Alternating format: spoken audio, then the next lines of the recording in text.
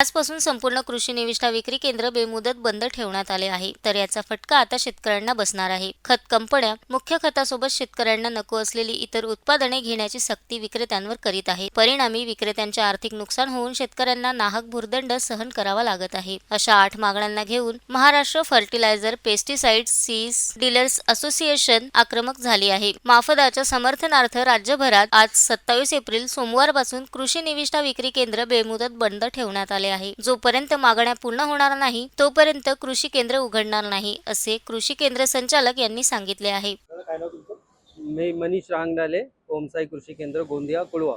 काय सांगणार, आजपासून बेमुदत कृषी केंद्र बंद केलेले आहे, काय मागण्या तुमच्या, काय सांगणार? महाराष्ट्र असोसिएशन जे आहे फर्टिलायझर त्यांनी पूर्ण महाराष्ट्रमध्ये जितकी दुकाने आहेत ते बंद ठेवण्याचा निर्णय घेतलेला आहे. याच्यामध्ये आमचे पुष्कळसाठी अटी आहे.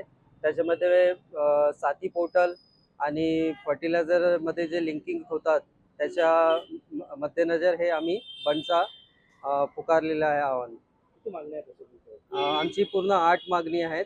त्याच्यामध्ये गव्हर्नमेंटकडून आम्ही हे मागणी पूर्ण व्हायची हे त्यासाठी बंद ठेवलेलं आहे. शेतकरी येत आहे सकाळपासून पुष्कळ शेतकऱ्यांचे फोन येऊन राहिले आणि पुढील जे हंगामा येणार आहे त्याच्यासाठी थोडा त्रास शेतकऱ्यांना पण होणार आहे. त्यासाठी आम्ही शेतकऱ्याला जे त्रास होत आहे त्याच्यासाठी आम्ही थोडंसं हे आहे सॉरी म्हणतो त्याला.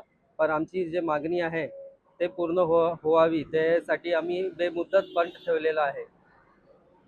Sunil Kawade, the sting operation news, Gondia.